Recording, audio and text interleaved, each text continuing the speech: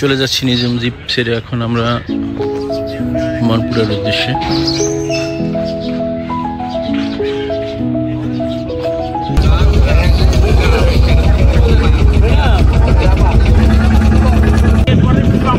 হচ্ছে চৌধুরী খাল।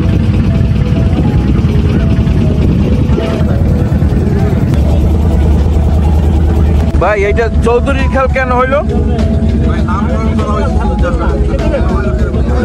তাই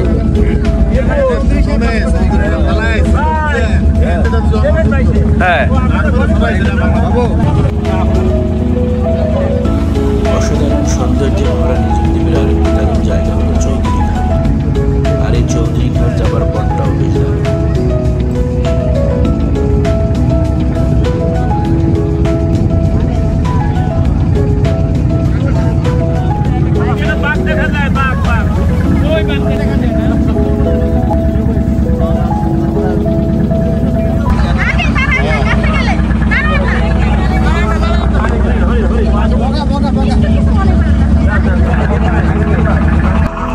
চারপাশে কেওড়াবন দিয়ে ঘেরা, এর মাঝ দিয়ে আঁকাবাঁকা বয়ে চলেছে চৌধুরী খাল।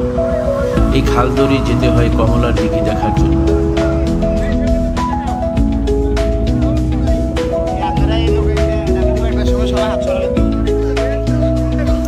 চলে আসলাম কমলার দিঘি। হরিণের সুপেয় পানির জন্য এই দিঘিটি মূলত খনন করা হয়েছিল। আমরা যাচ্ছি কমলার দিঘি দেখার জন্য। দেখি কমলার দিঘিতে গিয়ে হরিণের দেখা পাই কিনা।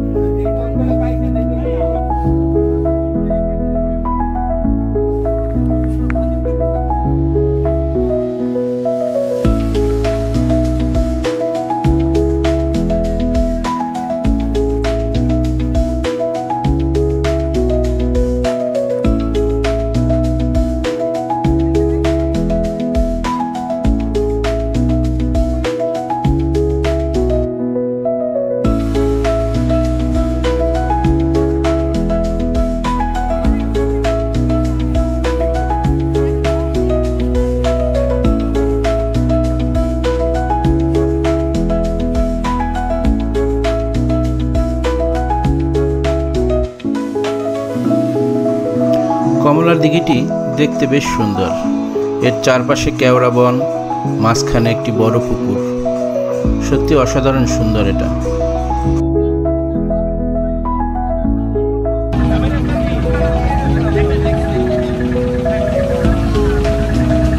কমলার দিঘি দেখা শেষ করে আমরা আবার রওনা হলাম মনপুরের উদ্দেশ্যে।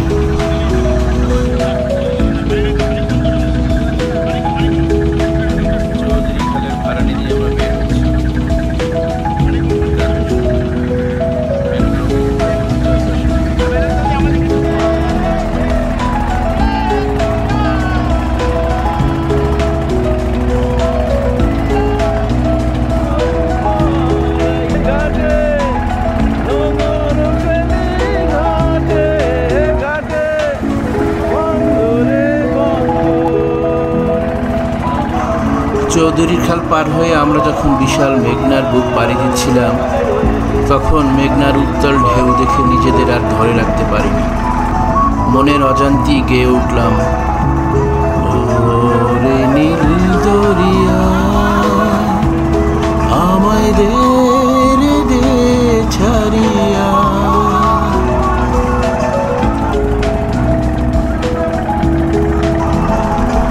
সত্যি অসাধারণ অনুভূতি, যেটা হয়তো আমার ক্ষুদ্র জ্ঞানে ফুটিয়ে তোলা সম্ভব নয়।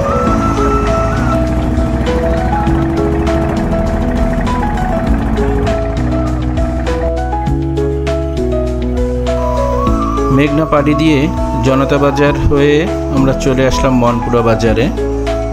এখানে দুপুরের খাবার খেয়ে আমরা বের হব মনপুরা এক্সপ্লোর করার জন্য।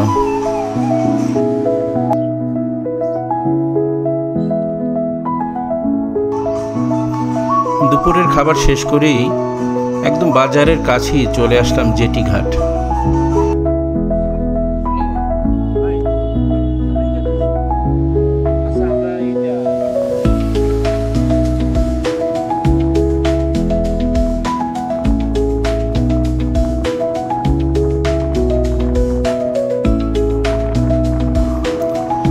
এই জেটি ঘাটটি অসম্ভব সুন্দর, চারিদিকে খোলা,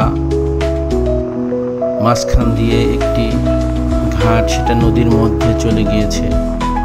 এখান থেকে সূর্য অস্ত যাচ্ছে, সেটা দেখতে অনেক সুন্দর।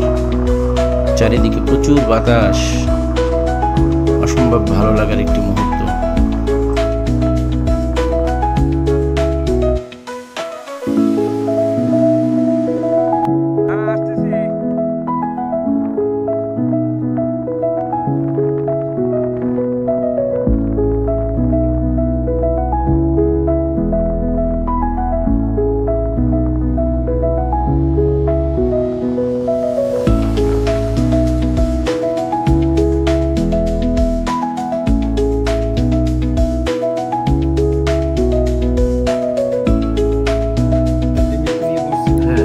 শামসুদ্দিন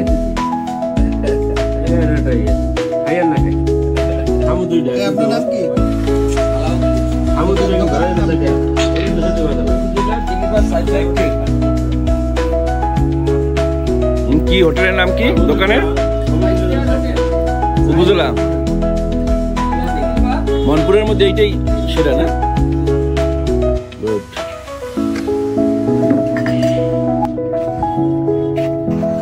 মনপুরার বিখ্যাত সাইদ মিয়ার মিষ্টি খেয়ে স্থানীয় গাইড নিয়ে বের হলাম অন্য স্পটগুলো দেখার জন্য।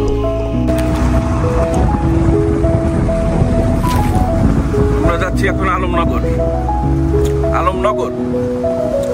হরিণ বাগান, হরিণ দেখার জন্য।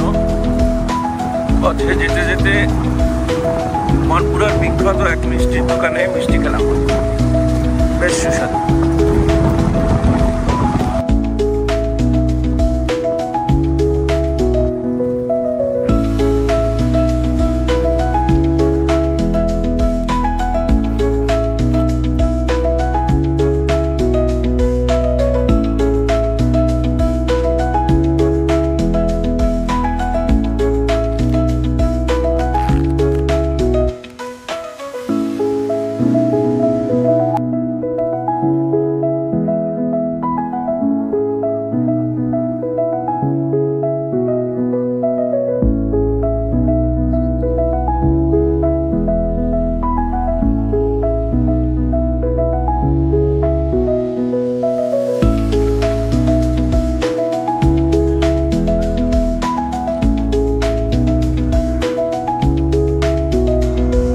মনপুর আসলে দেখার মতো তেমন কোনো স্পট না থাকায় আমরা স্পিডবোট নিয়ে রওনা করলাম মেঘনা পাড়ি দিয়ে ভোলার উদ্দেশ্যে। যাব ভোলা চরফ্যাশন জ্যাকব টাওয়ার দেখার জন্য।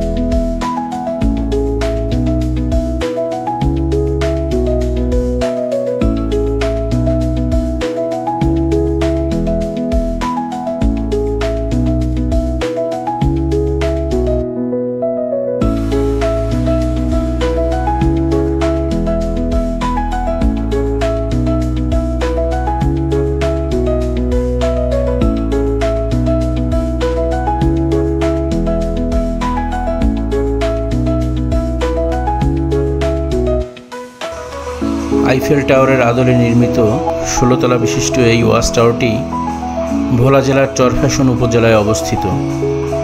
এর উপর থেকে চারপাশের 100 বর্গ কিলোমিটার এলাকা পর্যন্ত প্রাকৃতিক সৌন্দর্য উপভোগ করা যায়।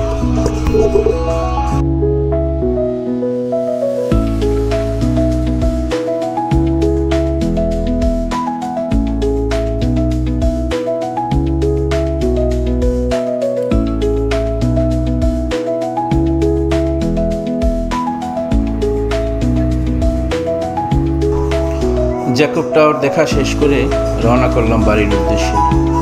অন্য যে কোনো একদিন আবার অন্য কোথাও দেখা হবে। সেই পর্যন্ত সুস্থ থাকুন, ভালো থাকুন।